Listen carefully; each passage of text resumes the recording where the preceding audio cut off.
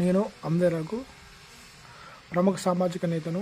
నేను భారతదేశంలో ప్రభుత్వం అభివృద్ధి మరియు పథకాల కోసం ఎన్ని నిధులు కేటాయిస్తుంది, అవి ఎందు నిమిత్తం ఖర్చు చేస్తున్నారు అనే వివరాలు ఇంటర్నెట్లో పొందుపరచాలని 14 అక్టోబర్ 2025 రోజున సుప్రీంకోర్టులో పిల్ అనగా ప్రజా ప్రయోజన వాజ్యం వేశాను. ఈ బిల్ యొక్క ముఖ్య ఉద్దేశం ప్రభుత్వం ప్రజల మీద పెట్టే ప్రతి రూపాయి ప్రజలు కట్టే పన్నుల ద్వారా వసూలు చేసిన డబ్బు కావున ఆ వివరాలు ప్రజలకు తెలియాల్సిన అవసరం ఉంది.